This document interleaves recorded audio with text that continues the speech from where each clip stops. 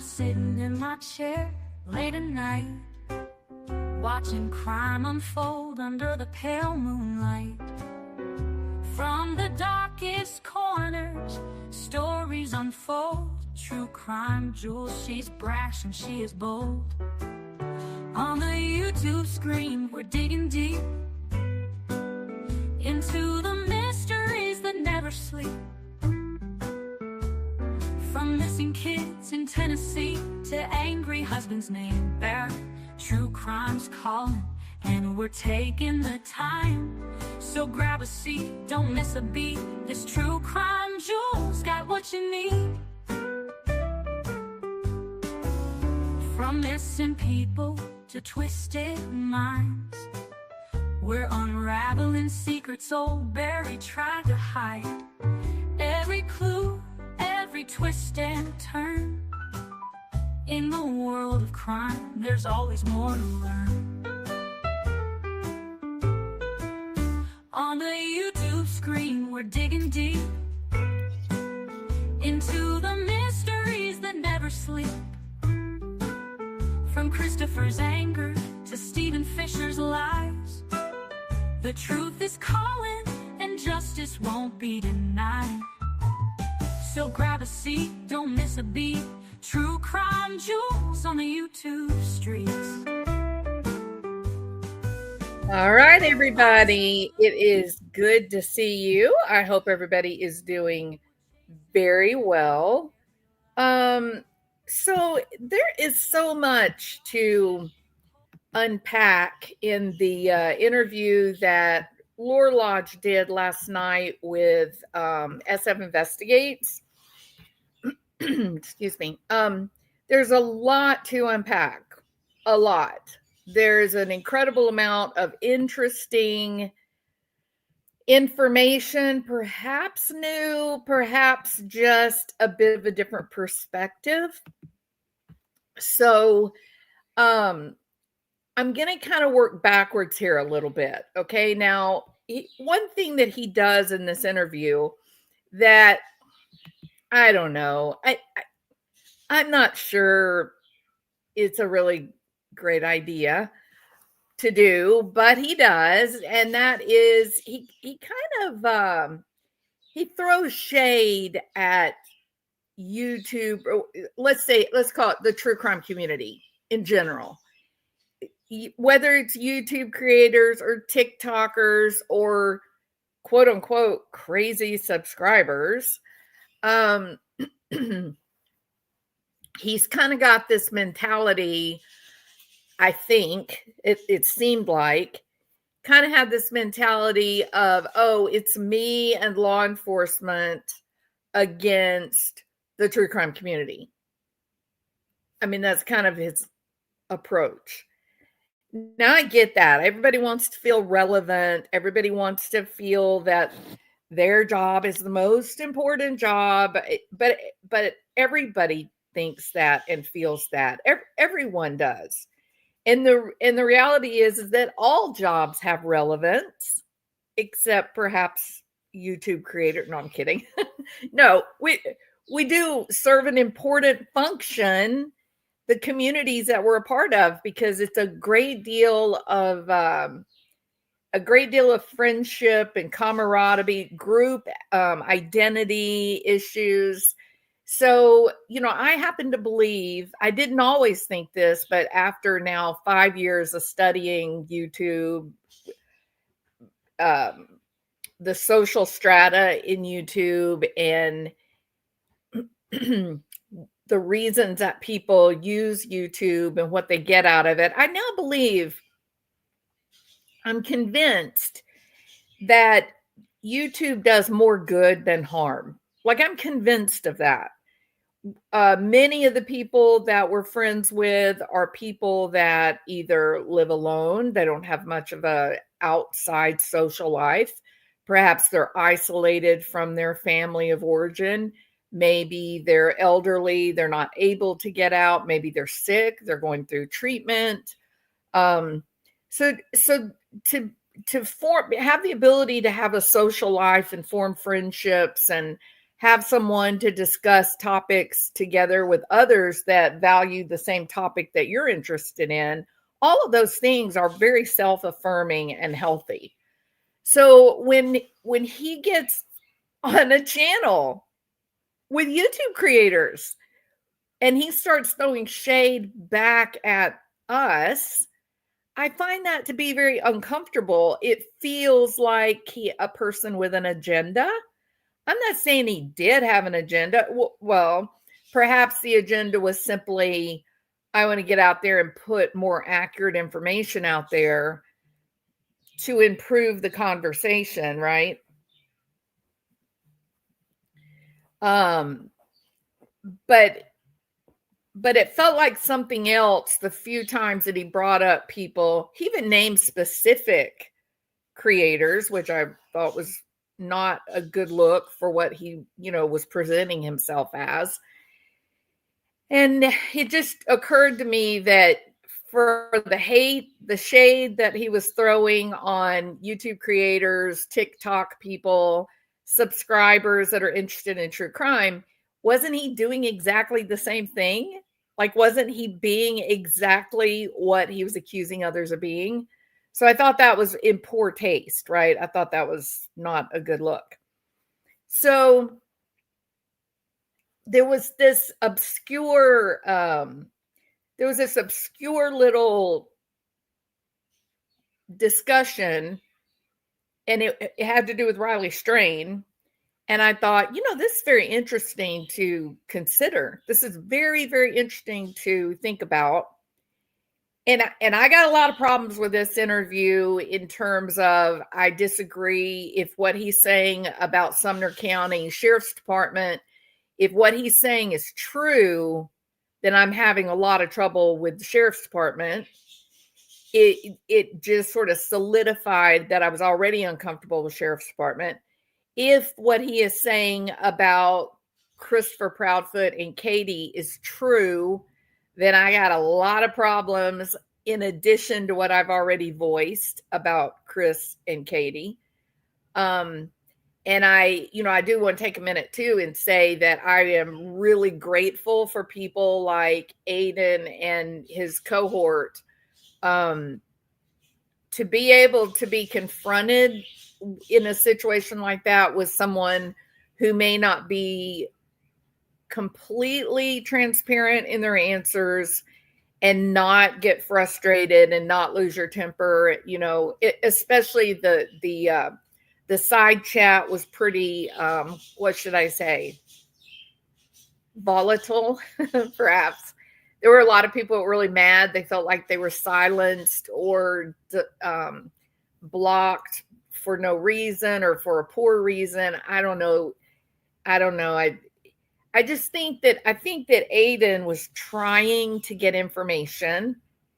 And if the side chat is being very aggressive toward your guest and the guest starts reading the side chat comments, then you could get derailed very quickly, or the guest gets defensive or ends the interview just in anger because they are angry that they're being mistreated. So I do think that Aiden, I think they did a great job with the interview. Great. And I get the mods being a little bit more restrictive perhaps than was normal. Because they were, he's, like he said, he's a historian. He's an academic. That's his training. And he's just on a data collecting, fact finding mission. And he didn't want to get into all of the passionate, opinions of the situation. So all of that being said, there was a moment in this great interview. There was a moment that there was sort of a bit of a story that came forward that I had never heard before. So let's listen. He's going to kind of go from talking about Sebastian's disappearance. He's going to transition over to a little talk about Riley Strain. And that's what I want to focus on for this short video. This is not going to be a big couple of hours because I'm actually working on a couple of videos about the South Texas blizzard. So I'm working on that, but this, I was listening to the interview again when I was working on my video, and I was like, oh, that's good information. We need to make a video. So here, let's go ahead then, focusing on the Riley Strain story. But what he's going to do is he's going to make a comment about social media influencers again in a negative way. He's working very hard in this interview as he's with a social media creator influencer. He's working really hard to make us look bad, real bad, which I find to be incredibly interesting from a professional who's just trying to find a missing boy. You know what I mean? I thought that is so crazy that it does seem like that might be like his goal here, not to give us new information, but to undermine the public's confidence in the true crime community and the things that we discuss. It's really bad thing. All right, so let me quit talking and roll that beautiful bean footage. I think it is subject to public record. What they're doing in Nashville, this isn't for this case, but in Nashville, for dash cam footage, the public requests are taking like 14 months or something because they have to redact them. So I do think that's from the time the investigation closed. It will come out. Now, let me tell you. So you know how we were talking about in this case, how we're talking about that figure that we see on the surveillance, but it's like really this opaque. It's kind of that like you can just see like pixels moving type of thing. Okay. So for those of you that have not yet watched the interview, I feel like the sound is really low, don't y'all? No, it's that's strange that it sounds like it's so low. All right. Oh my God. No, it's there. Oh my God. I was about to say, did I really just lose my place? All right. I'm going to be quiet now. He's claiming in this interview, you guys, that he has video, security camera video from the neighborhood that he says he sees a figure walking in the neighborhood. That's what he's claiming. But it's only just pixels, anomalies that you could say, oh, it's probably a person walking. But why couldn't it be a dog? Why couldn't it be the wind blowing and a tree moving? Okay, so I'm going to be quiet again. It's like that. It's not there's Riley, but there's another shot where he's there. That is clear, and then this going by, and you can see the pixels, and so it's not like super clear. You have to really kind of like, and you have to watch it at quarter speed, and so it takes some enhancing, but. Now, one of the reasons I thought this was so interesting is I have been pretty tough with SF Investigates about this particular statement.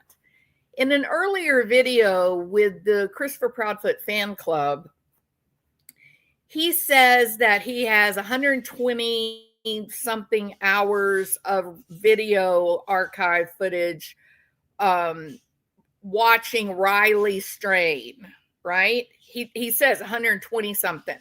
Well, in this interview with Aiden, he says 145, but he thinks about it like he's counting it up. And I'm like, come on, dude. You were in just a week and a half ago, you were with the Christopher Proudfoot fan club, and you rolled off your tongue with such ease. Oh, it was 120 hours. Okay, so stop. You're lying. Number one, that period. You're just lying. And when you roll your eyes around, pretend like you're, oh my goodness, let me try to remember. Let me calculate. Oh yes, there was 12 hours here and 3 hours there and 5. No, stop. You're playing up to the cameras. And I don't know why you haven't figured out. We're all recording this stuff. We all watch it multiple times. the reality is that true crime creators, we do know the facts of these cases because we're studying them. Most of us have notebooks that we're keeping of the different facts or statements that are made. Which video was that in? Making a list of all the different interviews of Christopher Proudfoot and what those dates were, the timelines of the cases, things like that. Everybody's doing that. And you guys are acting like we're just like popping off and we don't know what we're talking about. You're actually having these conversations, SF, with the intent of undermining the creators, or in this particular example, you were really going after a TikToker. But you're just flat wrong. And the subscribers are listening to their favorite creators, and they know you're wrong. They know that we know the facts. They know that we know what has been put out publicly by law enforcement, or interviews that Christopher Proudfoot and Kiely Proudfoot did themselves. They did it. They opened their mouths. They talked. You have been opening your mouth. You have been talking. You have been going off on Hong at Twitter. That is also documented information. People that are interested in Sebastian Rogers, we know what the facts are. We know the timelines. Some people have an encyclopedic knowledge of these various cases. Martin Smallwood is like a absolute expert when you consider the disappearance and murder of Suzanne Morphew. So I find it laughable that this joker gets up throwing shade, and then he goes, oh, well, I have, 145 hours of video recording. Oh, that's weird. Why are you still collecting video footage from 2 weeks ago in the Riley Strain case? Why would you do that? You said 2 weeks ago with Riley Strain that you watch him go over and into the water. That was your exact words. And now we get this. Unbelievable what he's about to say. Now, is it true? Perhaps. I hope. But it seems kind of convenient that when he gets called out on, hey, you said that you watched Riley go into the water, and we know for a fact from law enforcement and JLR, we know for a fact that there were no cameras where he went over, that they had him up to a certain point, and they know where the cameras pick up again. And JLR sat right there where the stairs were, looking around. There were no cameras. And yet this joker is saying that he watched Riley go into the water. So I called him out. I was very direct about it multiple times. And now he comes up with this little story. Apparently, well, I'm going to be quiet and let's listen what his story is. Another shot where you know he's there, that is clear. And then this going by and you can see the pixels, and so it's not like super clear. You have to really kind of like, and you have to watch it at quarter speed, and so it takes some enhancing, and then everything is right there, you know. And that's where his debit card was found, and that's where okay, so his story is that exactly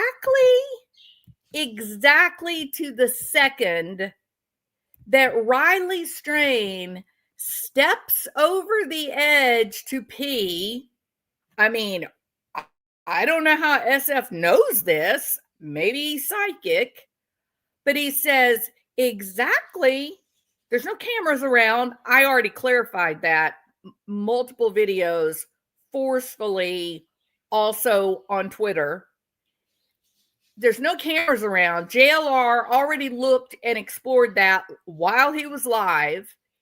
And now he says, at exactly the moment that Riley is stepping over to slide down into the water at a 20-degree angle, law enforcement drives by. Law enforcement drives by at exactly the same moment that Riley steps over the wall and you watch him go into the water. But you just told us that it is taking the police 14 months to get their information out. So what are you telling us? You're telling us that law enforcement gives you what could be potentially evidence in a criminal prosecution? I don't think so. So the man is as incredible as Barrymore Few's mouth.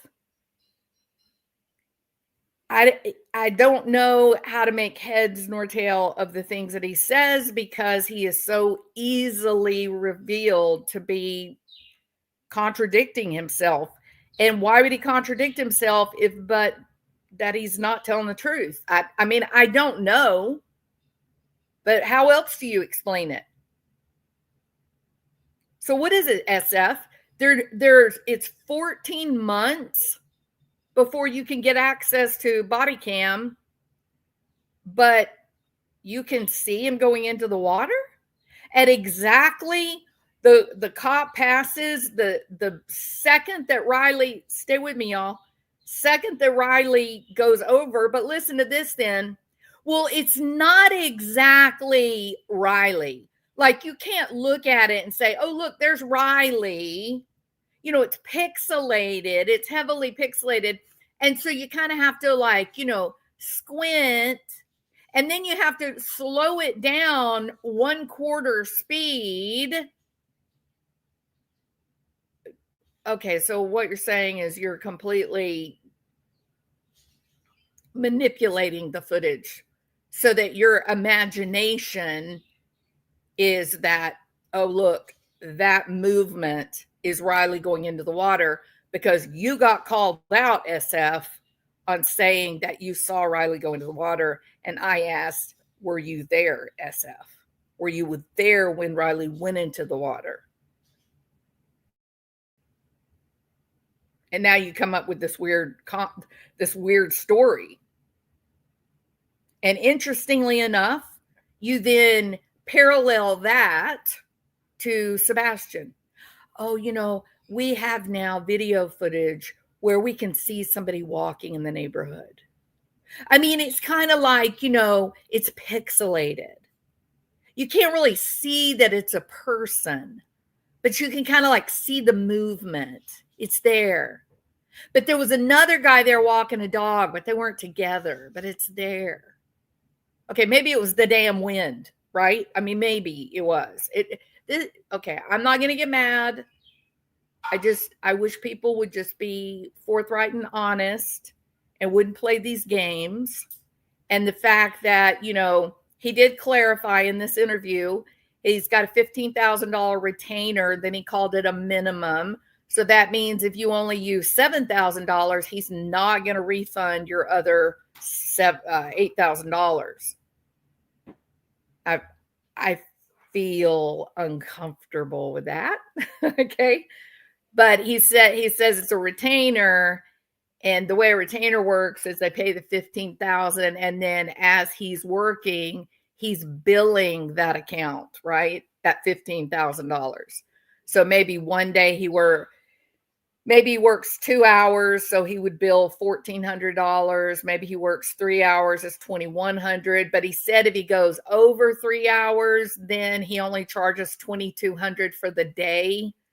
And so he's billing it. He's taken that $2,700, $1,400.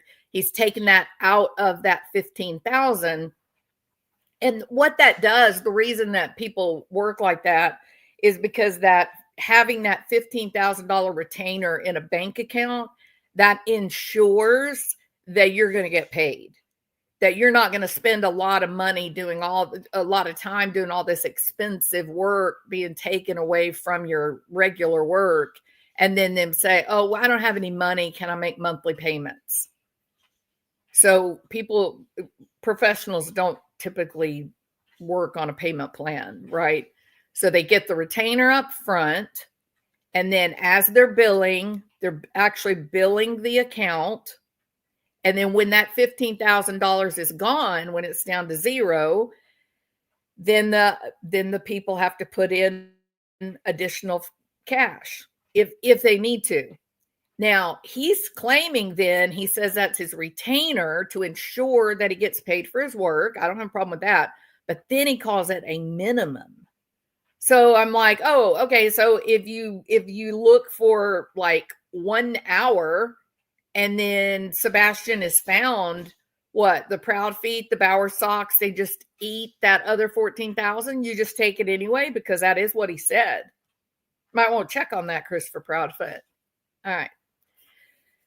So, he's saying that Riley Strain going into the water, that was pixelated. You could only see movement if you slowed it down a quarter and you zoomed in and you squinted your eyes and stood on your head. And then he goes on to say, oh, well, Sebastian is the same. I see someone walking in the neighborhood and you can't really look at it and say, oh, look, there's Sebastian. But we can tell he's wearing dark clothes. Come on, Steve, really? You want to know why you have a credibility problem? You're blaming it on the true crime community. You're saying that your credibility problem is the true crime community. You're saying in this interview that your credibility problem is because there's a group of people that follow you around from case to case. Well, that seems really strange to me, because how would we know what case you're on but that you're not making content? You're the one that's putting yourself out there and saying, look, I'm working on this famous case, or I'm working on this famous case. I don't know. I know 2 private investigators. They don't put out what cases they're working on. Seems to me that would make it really hard. Seems to me that if you were trying to collect information, maybe people don't want to tell. If your face is plastered all over the place saying, I'm a private investigator, how do you ever get anybody to like trust you and tell you the things you want to know? I don't know. I don't know. It seems odd to me. What they're doing in Nashville, this isn't for this case, but in Nashville, for dash cam footage, the public requests are taking like 14 months or something. 14 months for public request, but Special Steve-O, he's getting the cops to turn over the police dash cam recordings when even the prosecutor hasn't decided to use it or not use it. There's not even been a determination if there's going to be a case, but they're going to give it to Steve? That's typically not the way things work, even with private investigators. Now, I do think that it's common for a private investigator to get access to that kind of thing during a case where the defense attorney gets the discovery and then his investigator takes that discovery and works with it like that.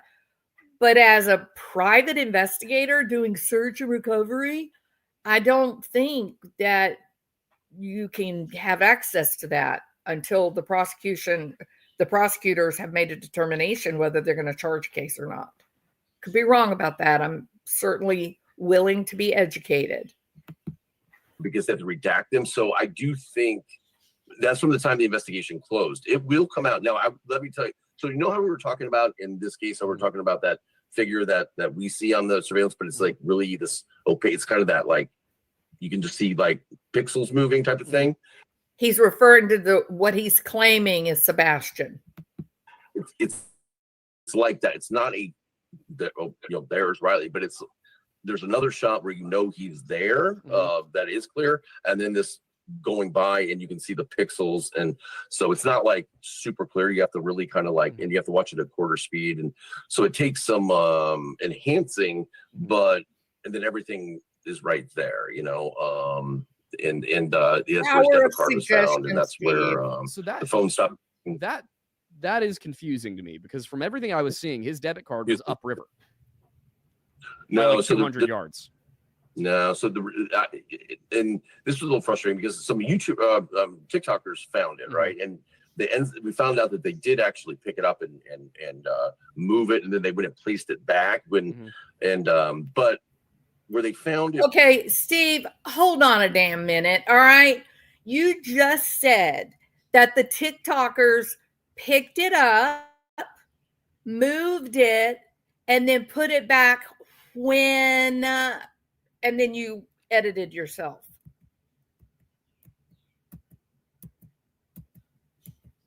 Listen again. And so it's not like super clear. You have to really kind of like, and you have to watch it at quarter speed, and so it takes some enhancing, and then everything is right there, and that's where his debit card was found, and that's where the phone stopped. That is confusing to me, because from everything I was seeing, his debit card was upriver. No, like 200 yards. No, so and this was a little frustrating because some YouTube TikTokers found it, right, and we found out that they did actually pick it up and move it, and then they went and placed it back but where they found it was right over. It was under the bridge, and it was about 6 feet from the water line, and so when Riley leaves, and this is video that I have, and I know is public, and so it's something that if you wanted a clip of, I'd be happy to send a clip of. But when he is getting thrown out of the bar, when he's getting asked to leave, he takes a credit card. He takes the debit card. And he puts it. He doesn't put it in his wallet. He sticks it on the kind of corner pocket. So I can see why that falls out, because that was really confusing to me too. Is like how that would have come out, but then. And is also this problem, SF. His pants were off. So why are you going to the trouble of setting up suggestion to say, oh, well, he just took the card and he just kind of slipped it in his pocket. It was kind of hanging half in, half out. You don't have to do all that. His damn pants came off. So what are you doing? This is, the more you listen to the actual details that he says, things are getting kind of curious. If I just want to be honest here, it is very curious that he took the time to sort of qualify and clarify why the debit card may have come out of his pocket. It's very strange, right? But why do you have to do that? His boots were off.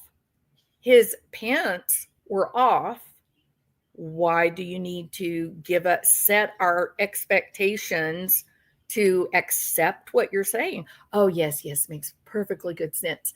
Now, I'm also really, really disturbed that he says the TikTokers, they picked up the credit card and they moved it. Dun, dun, dun.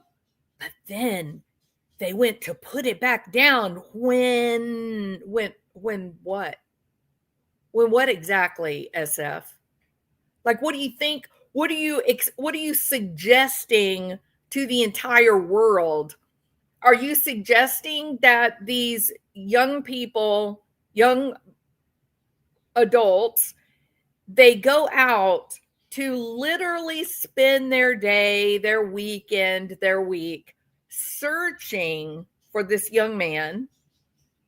They're looking to help this family. You're suggesting that they picked up the credit card, they saw Riley's name on it, and they were just going to keep it a secret? Ooh, let's just keep this a secret. What is that? Why would they do that? Like in your world, Steve-O, what would you believe they would say to themselves?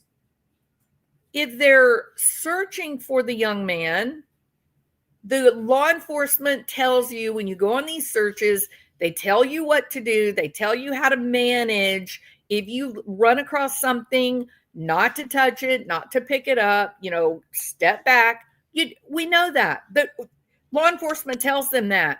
Why are you suggesting to the entire world that these very good women, people, that these really great people who are just out there trying to help, why are you suggesting that they were doing something nefarious, that they were up to no good?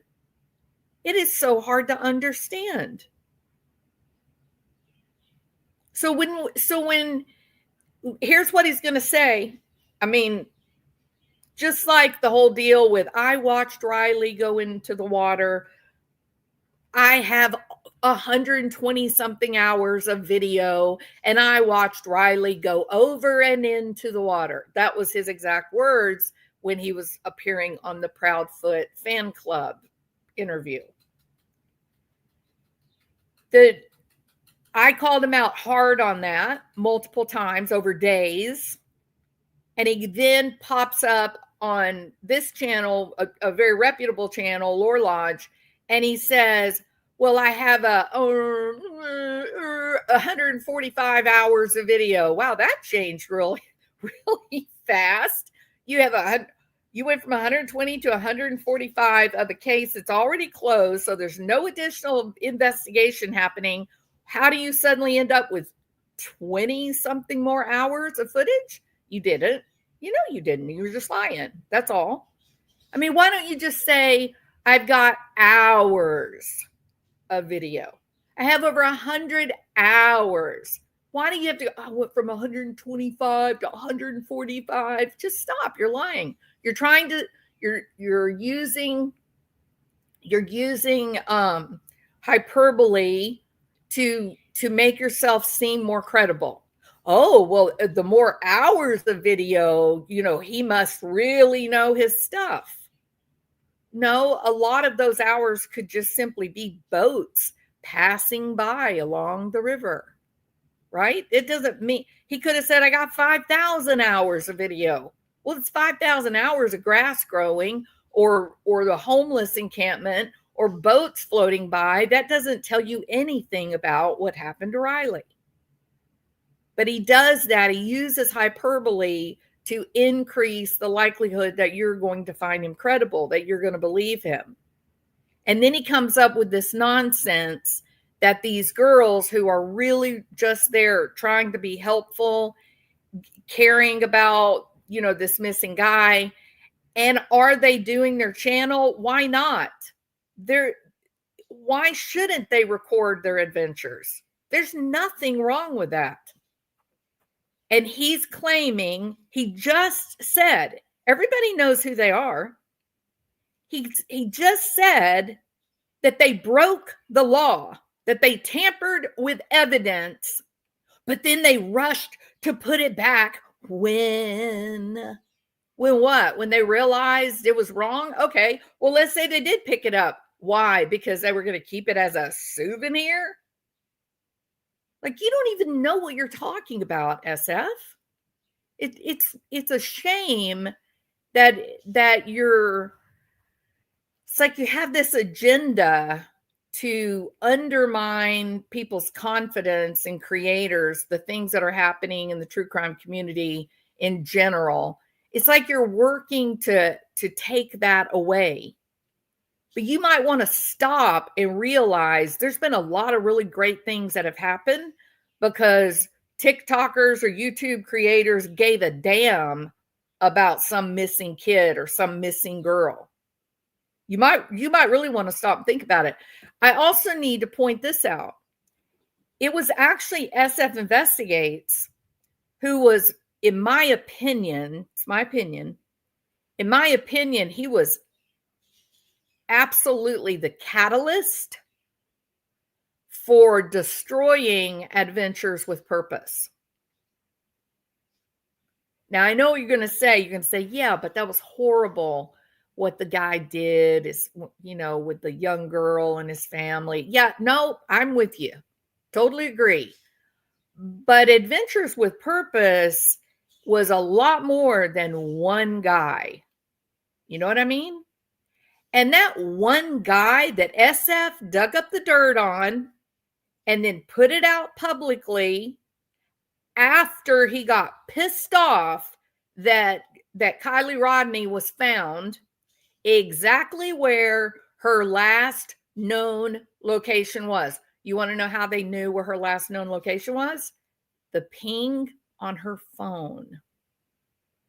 And SF Investigates was sitting right up underneath Daddy Rodni. He was in deep with Grandpa Rodni. So I'm a little curious, Steve. Why would you be angry that Kiely was found? Her mother was in anguish. Why wouldn't you want to at least take the confusion, the panic of not knowing where your child is, that panic of I got to find my child and help her. Yes, it's awful that she died. It's a nightmare.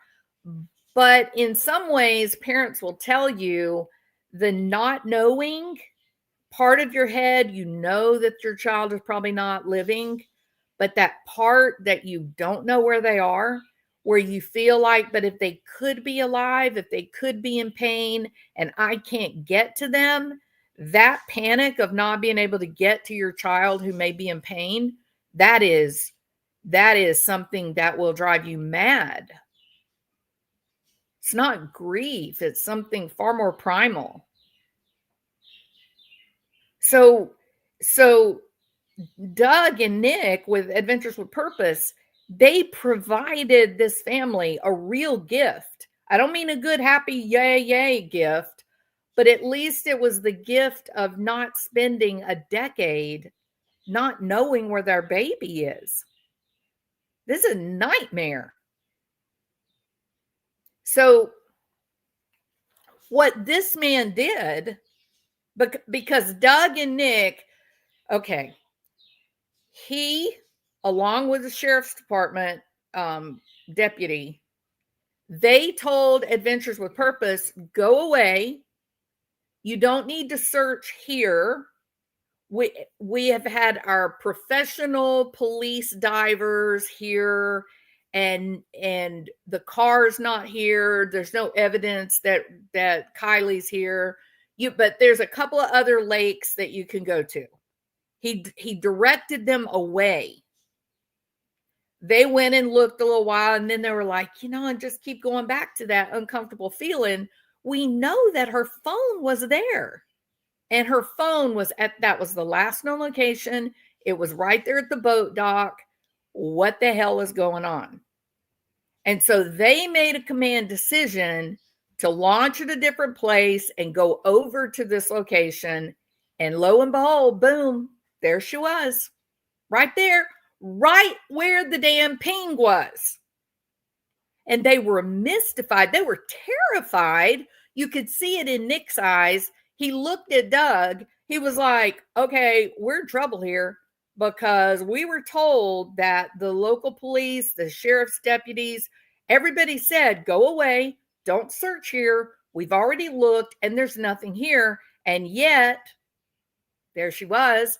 And Grizzly True Crime, her channel, she reached out because she said, if you go back and look at that video, you can see a car down in the water. So why is SF and the sheriff's deputy, why are they waving them away? Why? And yet when they did get over there, trust me, this man, SF Investigates, was furious. Furious that she's found? You're mad that she's found. So stay with me now. So we have learned from this interview that he gets a $15,000 retainer that he later called a what? Minimum. What was the story, Steve? To look for her for a month, get a little more cash?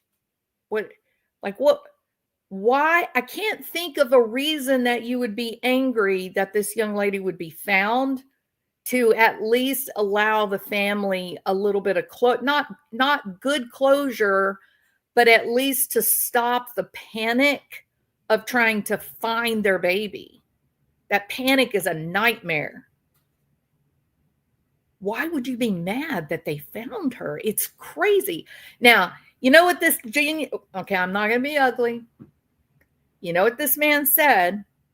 He said that the reason that he got mad is because they did not notify the family. Okay, I'm sorry, but them notifying the family was actually recorded, and they showed the paper. They named the person. SF comes and starts saying, "Oh, well, it's misspelled. It's spelled this way or that way." No, he just goes and flies by the seat of his pants. And when someone contradicts him and shows evidence, then he manipulates it like, well, it's a pixel. Oh, I had video of Sebastian in the neighborhood. Okay, well, but you got to be careful because it's kind of just like pixelated, but you can sort of kind of like see this little shimmer of movement. And so if you slow the video down to 25% and then you zoom in and you turn the light up really, really high, and then you turn and you look through your left ear and stand upside down on your head, then you can totally see Sebastian. I mean, I don't know what good is coming of this. So the point of this video, throwing shade at these girls who gave their time and energy to go and help search for Riley. He has now accused them of tampering with evidence. He says that they picked up his credit card, they moved it, and then put it back down and then he stops. He doesn't tell us what happened that would make him do it. So I don't believe you at all, Steve Fisher. I don't believe the girls picked up the card, decided what were they going to keep it, were they going to save it, what do you think they were going to do with it? Spend money on it? That would make them the dumbest people on the planet. Of course they didn't do that. They're out there giving their time looking for this kid. What they did do, they picked it up to read the name. They said when they saw it, they recorded it. You can see it. The back of the card is facing up. So they can't see the name on the credit card.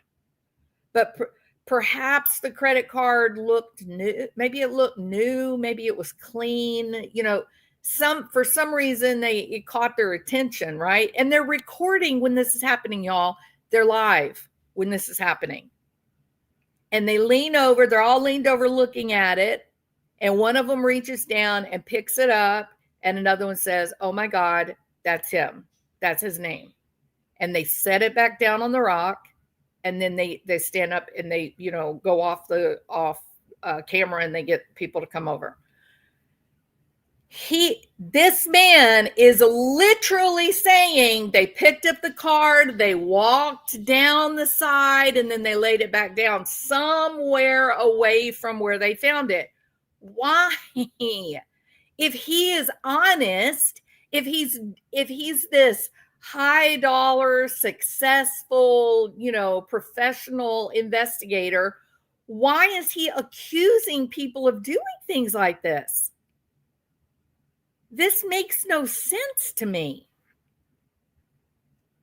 It's and again, it's not the first time that he tried to throw shade at people that were just trying to help. Right? They're just trying to find or help the parents, whatever. he's doing that on Sebastian's case now too. Oh, well, instead of me on this one made me angry. Oh, well, I can't give you any video footage or anything that would prove that what Christopher Proudfoot is saying is true. Because Aiden is saying, well, maybe we just got little snippet that might help people, back away from looking suspiciously at the Proud feed. And, maybe that would be good. That would be helpful. He says, oh, well, they're not going to give you anything because, that's how they are. And they don't owe y'all nothing. And he's doing his whole thing. And I lost my track of thought. Hold on a minute. And he's saying that, sorry, we had something floating up to the snow-covered rocks. He's saying that that the three girls in the Riley Strain case, he's claiming they moved the card, but then he turns around with Sebastian Rogers and he says that he's not going to put out anything that would prove, help the Proud feed or anything like that, because then all of the weird, crazy true crime people, that they would try to track down the car, or they would track down the people in the neighborhood. And then they'd be there and they'd be like beating on the doors and asking all kinds of questions. And on the one hand, I'm going, excuse me, Katie, isn't that exactly what you did? Didn't you go around the entire neighborhood knocking on doors saying, I'm the lead investigator, quote unquote? You did that, Steve-O. You're not the lead investigator at all. You are not law enforcement. As a matter of fact, you told us in your own words, you are search and rescue. You are not the one to be collecting evidence, are you? And yet, what did you do? You tracked down the cars. You said, I know those cars. I've already accounted for them. We know who they are. That's a big nothing burger. Just move along. You said that, mister. So you're accusing me that I don't have anything else to do, and I'm going to track down the car, or I'm going to track down the people in the neighborhood, go around knocking on doors because I don't have anything better to do. Since I talk about true crime on YouTube, I clearly don't have anything better to do. What? No, I would cut my hand off before I would go knock on people's doors asking questions that are actually law enforcement's questions to be asking. You did it though, didn't you? You went around knocking on doors. You tracked down cars that were in the neighborhood. Hell, you even took the time to go talk to the people that drove those cars to find out that one of them is a maid.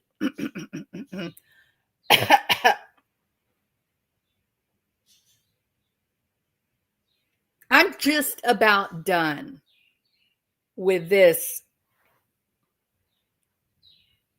The most unscrupulous people are the ones that always want to point fingers and say, oh, because you talk about true crime, you're the problem.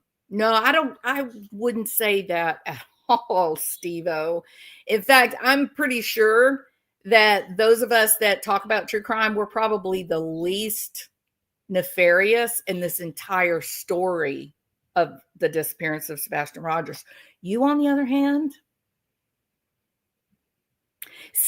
just saying, not saying, just saying, bruh. You talk about good people who are just sifting through the facts that have been put out by Christopher Proudfoot.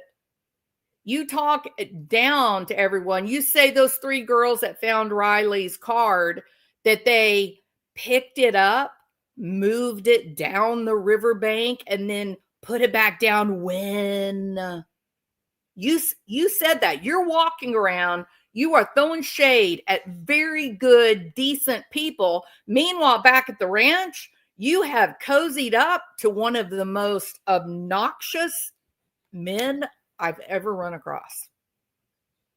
In fact, you and Chris, well, you guys seem to be blood brothers.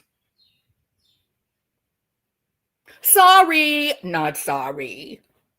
The group of people that you've aligned yourself with that you seem to like really find the most credible, these are people that speak in a way they wouldn't be allowed to be broadcast on television. The way they speak, I would be horrified if my 10-year-old daughter was overhearing the way they talk. The words, they don't call people like you have a mouth that you speak from, right? A lot of times, oldie days, people get mad and they say, shut your pie hole. Oh, well, this group of people has come up with the most delightful description of what a mouth is called. I will never repeat it. So I find it so interesting that this guy who has cozied up to the most nefarious group of people that are so anti-establishment, they are so far outside of what regular people would say is just normal behavior. He cozies up to them and says, no, these are great people. They're out there working so hard. They're reenacting security camera videos with the flashlights. Y'all stay tuned for that developing story. But then good, decent people walking the riverbanks, finding Riley's card, he makes up this tremendous lie to say they picked it up, they walked down the damn riverbank, and then they set it back down because the cops came after them. Like, what's wrong with this man? It's very, very, very frustrating. SF was given unfettered computer access to older individuals' computers because they didn't know how to get the information to you. They gave you full access. Your intentions are nefarious. I mean, Buckeye, I don't disagree with you. And one of my concerns as I was listening to this, one of my concerns was how much stuff got deleted. How much stuff was deleted? The other thing that really disturbs me is he absolutely point blank says that the police department, they're not investigating. They're not investigating. They did not. This is so hard to believe. I'm telling you, everybody needs, well, I can't say that. If you contact this, if one were to contact the state attorney general, if they felt like there was a sheriff's department who was not doing their job, one could contact the state attorney general's office and make a complaint and say, my local police department is not doing a good job.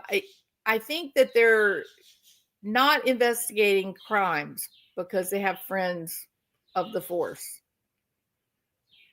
Then sometimes the state attorney general's office will investigate county, parish-wide sheriff's departments and their practices and local police departments and their practices because everybody has a boss. So he says that the house that is directly across the street from the Proudfoot home that would have the security camera that was looking directly at the Proudfoot house, right? Police did not go and collect that camera, the footage from that camera. They did not go collect the footage from the camera. And the people over there were very disturbed. They were really, really worried. They were worried for a lot of reasons. They were concerned about Sebastian. They were concerned about the things they did not see on the security footage. They were concerned because they did not know how to get the recording from the actual camera. And so what they did is they took their phones and recorded like the screen. Like they were trying to preserve this data because the cops weren't coming, according to SF Investigates.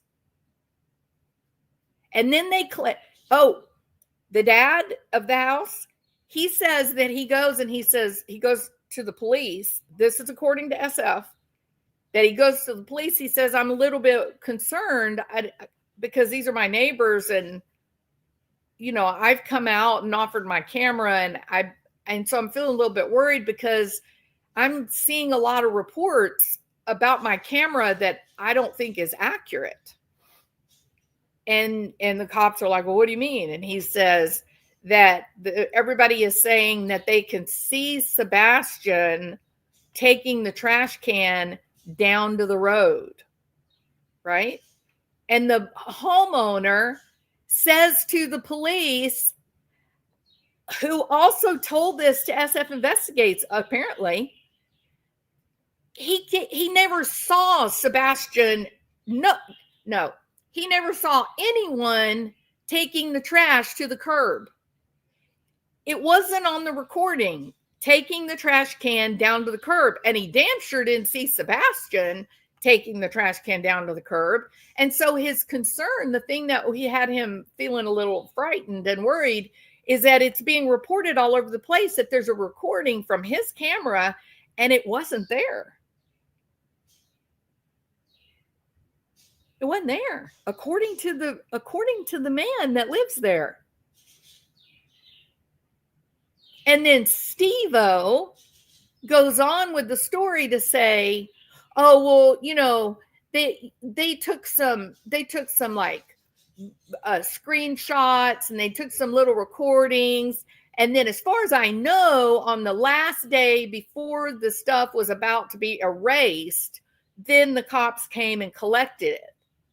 And then he goes on and he says, but I helped them. I took the camera. I showed them how to download their stuff. And I taught them, because that's just the kind of guy I am, And I saw their recording and I never saw him going down to the road. So what is it? Because we have Christopher and Katie and Seth claiming that they saw the footage. And listen to this. This was so weird to me when they said it, but I didn't say anything because I don't know, But he said they all took us in all at the same time. Why all at the same time? When you guys are notably publicly feuding, Seth believes that Katie did something accidentally harming Sebastian and that Chris covered it up. Why would law enforcement take all three of them into a small room together to watch a security footage? What law enforcement do you know that would ever do that? Do you know they don't even do that at the courthouse? At the courthouse, they try to keep sides away from each other if there have been allegations of domestic violence or it's a particularly difficult divorce. But the sheriff's department is going to say, oh, it's a boring day today. Why don't we get them all in together? They're all accusing each other of trying to kill Sebastian and whatnot. They're all claiming that they all beat up each other and beat up Sebastian. But wouldn't it be fun, nice way to make an eventful day? We'll just get them all together, put them in a tiny little room together with a grainy piece of footage that you cannot make hide nor hair out of, whether it's a man or a woman, tall or short. But we'll claim that that's Sebastian, and then we'll just watch them duke it out. That'd be a good way to spend the day, huh, guys? Do you really believe that that's what law enforcement would do? There would be no utility doing it that way. You would say, hey, Seth, I need you to come look at this footage. hey, Christopher and Katie, come look at this footage. They would go at like different days, probably even. And so then you go, okay, well, so that would like make sense. That is standard practices, right? But that's not what they did. Like, there's nothing standard about the disappearance of Sebastian Rogers and the aftermath. So why would they do that? Why would they put all three in a room together? And I'm just going to tell you what my brain said. My brain said that they don't want to give Seth any ability to claim something different than what Chris and Katie are saying. And Chris and Katie just happen to be saying what Eric Craddock is saying, not that Eric Craddock is a credible source. How is it that they're not investigating this missing kid, but then SF comes along and collects information to put out? They have so mangled any kind of, line of custody with any evidence collected. They have so, I can't believe that. I can't believe how bad this is. But if you're the sheriff and you're friends with someone who's got a missing kid and you don't want your friend going to prison because things look so bad, they have certainly played that textbook.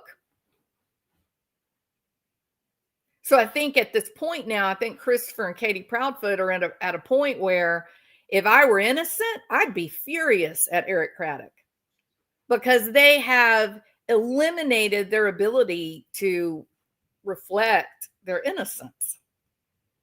The lack of care that this supposed investigation has had, the addition of SF Investigates and his nonsense, everything it shrieks guilt. It's screaming cover up. It's so, and I'm going to tell you something. You remember way back, you remember when there was that picture of the young man in the blue shirt standing on the rocks? And there's a woman walking by. It's got, yellow hair pulled up in like a bun. If you take that picture and you put it beside Sebastian in the Texas Roadhouse footage,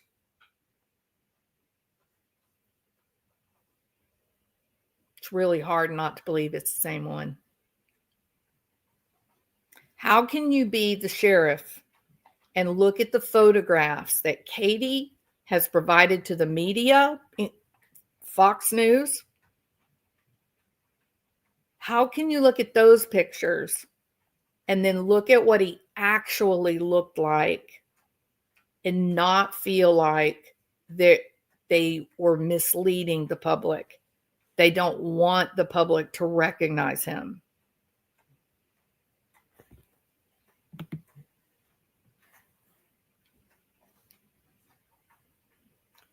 Is that true, Papercut? Wow. I did not know that.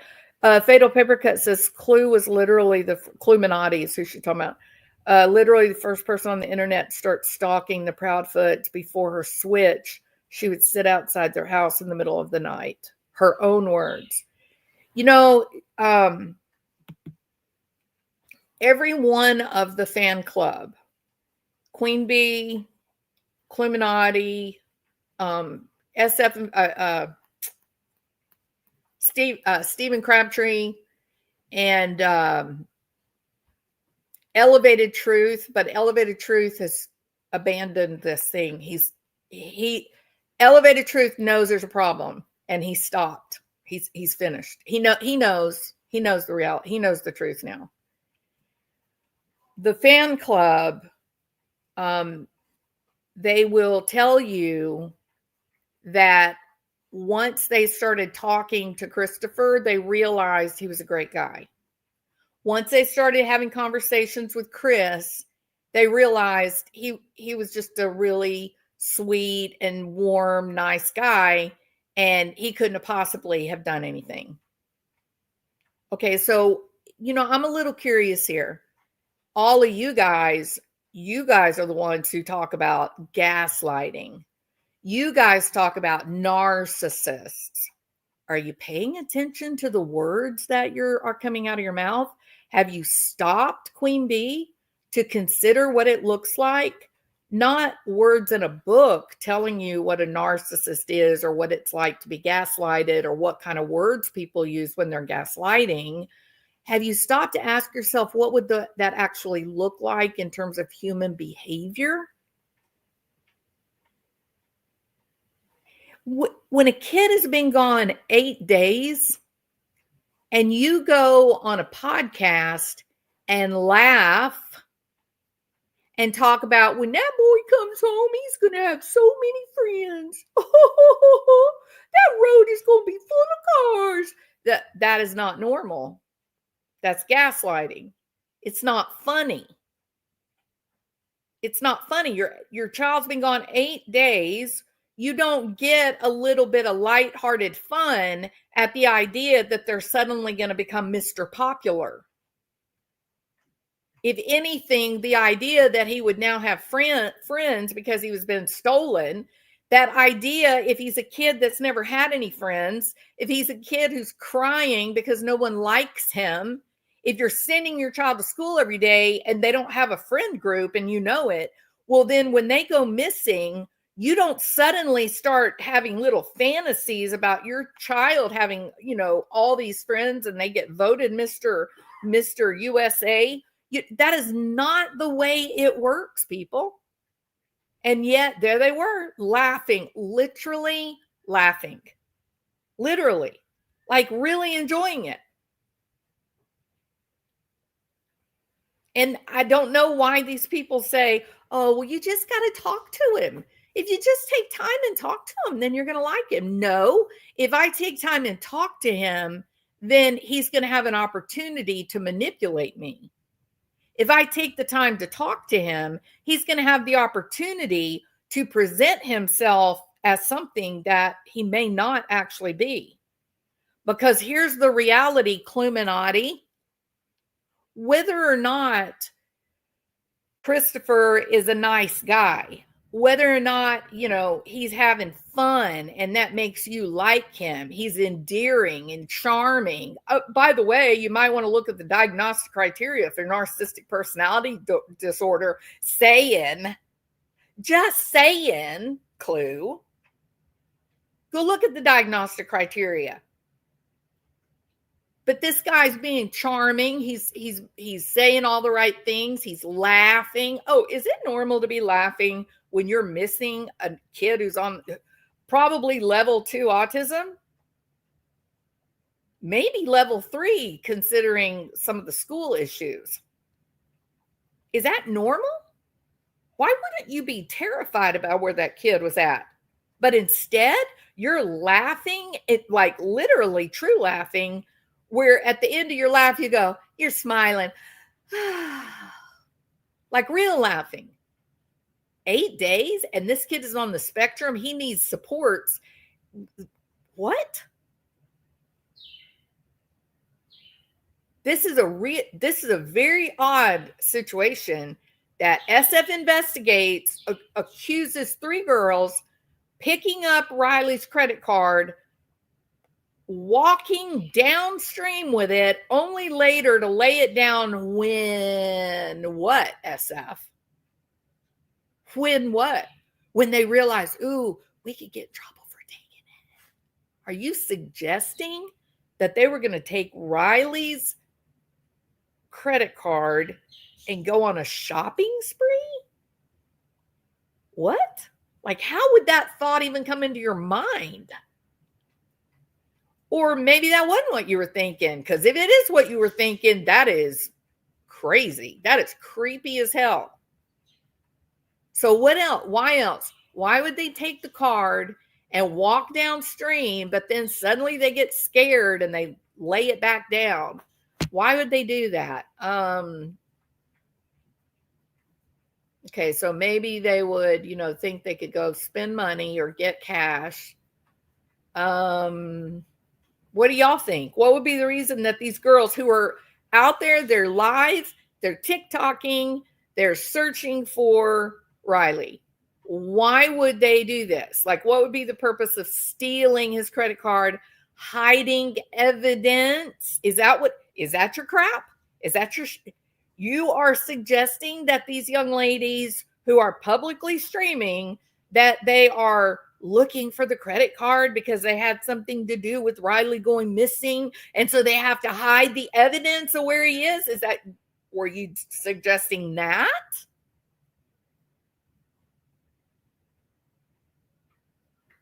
Yeah, I know, Beach Bum. I nearly spit out my Diet Coke when I saw that.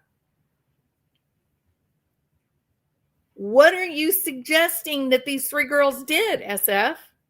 Were they going to steal his money, go on a shopping spree?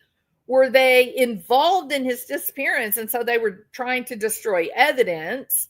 What else? What would be another reason that these girls would search, be a part of the official search, find evidence, and then put it in their pocket and move it downstream? What would be the reason for that? Okay, here's an idea. Got another idea. To make content? Was it that they didn't want to turn the credit card over to the police because they wanted to like go on their TikTok and show everybody the card and show the footage of where they found it? Is that like, are you suggesting that perhaps that it's about views and clicks? Because that was just stupid. That'd be like the dumbest reason ever. You would be begging for the cops to come knock your door in and charge you with his murder. That would be the dumbest thing you could possibly do. So I'm having trouble here, SF. You're the big, brilliant investigator. I'm just some dumb old YouTuber who doesn't have any. Y'all hear that, right? You don't have anything else to do. Yeah, that's me. I don't have nothing else to do. Low IQ, low energy, low activity, right? Don't have nothing else to do, according to the great and powerful Oz. I'm sorry, SF. So what? I am being a smart aleck. I'm going to acknowledge that, and I guess I should apologize for doing it. It's not my usual, although in this case, dealing between SF and Christopher Proudfoot, I do feel very sarcastic and frustrated with these men. Well, hey, dude, he has a giant head because he's just so damn smart. That big, brilliant, beautiful brain, it's got to have a house for it. So it's that big head that is housing that beautiful mind of SF Investigates. It is. Hey, Jude. It certainly is.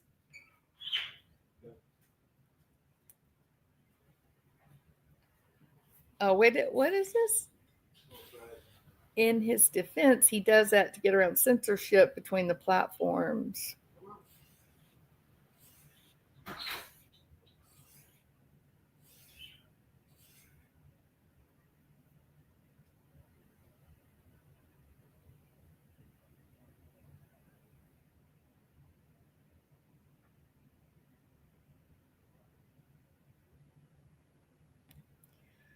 I would not disagree with this observation. There's another factor too, Fatal Paper Cut. The other factor is not just between platforms, not just between like SF, who is on Twitter, and SF on YouTube. Start paying attention to his behavior depending on the size of the platform. Like, which platform is he on?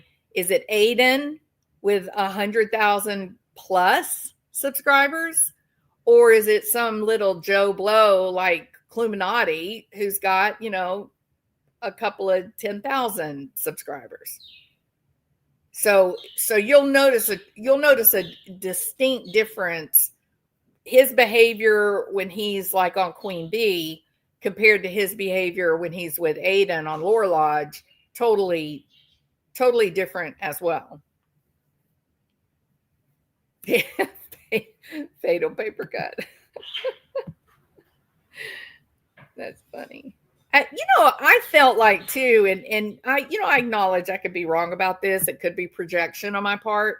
I felt like watching this interview, it did seem like there were some moments where SF seemed almost like kind of panicked. He seemed kind of like worried.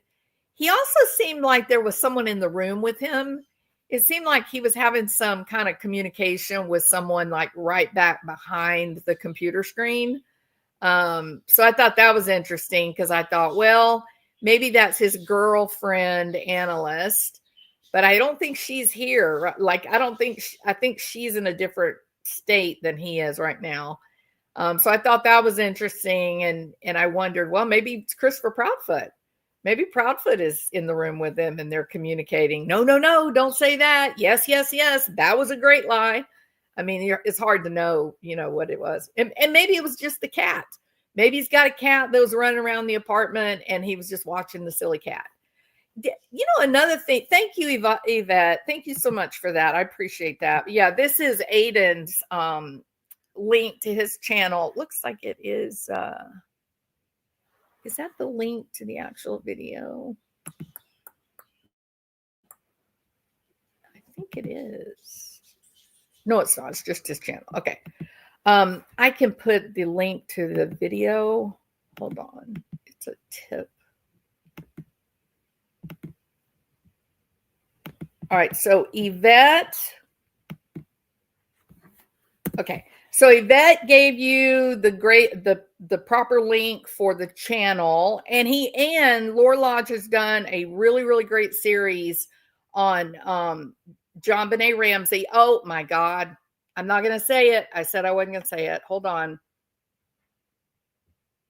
Yeah, I'm not going to say it. There's a creator who said the most disgusting thing, and I'm not going to repeat it. Okay. So, Lore Lodge has done a really great documentary on JonBenet, the disappearance of JonBenet, or the murder of JonBenet Ramsey. And so if you go to Yvette's link, you'll be able to find it there. He's got a playlist that's got all the episodes. And then the link that I just put into the side chat, that is for this interview that you're actually looking at. Exactly, Wendy. Totally. I mean, between SF and Chris Proudfoot, they know it all, don't they? They know it all. Yeah. All right. So there were some concerns to come out of this. On the one hand, I really appreciated that they had a great conversation that was polite and civil. I thought that Lore Lodge, the two of them at Lore Lodge, they did a super job just staying focused on the topic and not getting frustrated or angry and kind of falling into an argumentative state. I thought that was awesome. I also thought that SF Investigates was very polite, and I thought that, that it was a really good, it's a great video. You guys should go watch it if you haven't seen it. I was disturbed about his constant references attacking YouTube creators, TikTokers. I was incredibly disturbed that he said that these three girls picked up evidence, moved it, and then set it back down. That was more of trying to undermine the public's confidence in people in the true crime community on YouTube and TikTok. I think that's wrong. I don't think that we are in competition with a private investigator on any level. But you know what? Here's the deal, SF Investigates. If you would just put out actual fact, if when you go live or you get on TikTok, Twitter, if you would just put out information that is good, solid information, or maybe it's information that you sort of, think it looks like it might end up being something important, say that. Say this, it doesn't mean anything specific, but it might lead somewhere. Just say it. And then there's lots and lots of true crime creators that are honest. and they'll talk about what you found in a way that really reflects well on you. I mean, we could end up being your greatest advertisers for your company. But what you're doing instead, you're really undermining your own position. You are aligning yourself with Christopher Proudfoot, and he has an anger problem. We've all seen it on full parade. And you've aligned yourself with him, and you've got this really passive aggressive nature about you that when you say things, it's a double-edged sword, right? It's like it's designed to attack the people that are most interested in Sebastian being missing, or in Kiely Rodni's disappearance, or even with Riley Strain. Every single case that you've worked on, you attack people who are interested in discussing the case. Why would you do that? Oh, because they're pointing out that you're lying, that maybe this is a big giant grift that you're on. That's the only thing I could think of for why you would be angry that Adventures with Purpose, Doug and Nick, that they found Kiely. You were furious. It was all over your face. You were angry because it cut down on how much money you were going to make, right? So it's curious. And Christopher Proudfoot, if I were you, I'd be real careful about that contract you signed with this guy. Be real careful. You so worried about little old me and other people on YouTube making a little YouTube coin using Sebastian's name. Oh, you made a whole 27 cents after 4 hours of commentary. Yeah, I'm really rolling in the cash. You're so worried about that, Christopher Proudfoot, but you're willing to turn around and give this dude $15,000 when he's talking out of both sides of his mouth. And part of that is saying, no, it's a retainer. No, it's a minimum. Maybe you're not so smart, Christopher Proudfoot. Maybe you just talk. Maybe you just are so into baffle them with bullshit. I mean, you don't even seem to be able to believe your own lies.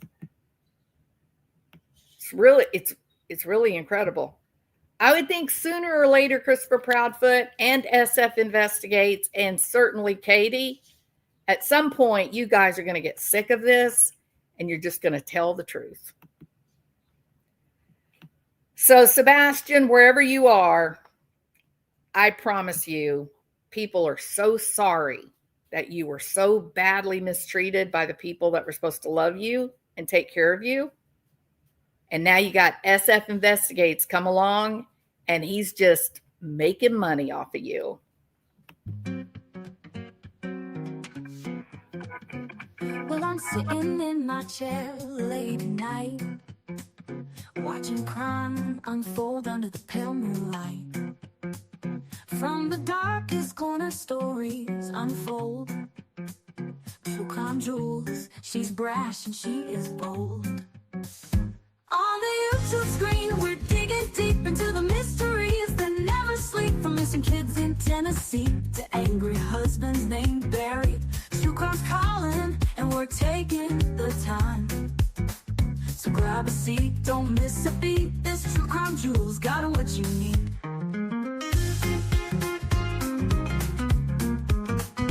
From missing people to twisted minds, we're unraveling secrets old Barry tried to hide. Every clue, every twist and turn. In the world of crime, there's always more to learn. On the YouTube screen, we're digging deep into the mysteries that never sleep. From Christopher's anger to Stephen Fisher's lies. The truth is calling, and justice won't be denied. So grab a seat, don't miss a beat. True crime jewels on the YouTube streets. Lights are low, suspense is high. We're chasing truth, we spot every lie. Step into the darkness, hold on what's out there in the dead of night. On the YouTube screen, we're digging deep. Barry Morphew's case is hot. A boy in Tennessee won't be left behind. From the coldest cases to the ones that shine, true crime's calling, and we're taking the time. So grab a seat, don't miss a beat. This true crime jewel's got what you need. We're always watching Barry and waiting for the truth. In the world of crime, we discuss the proof. So hit that play and join the true crime journey with Jewels of Thought and her gemstone family.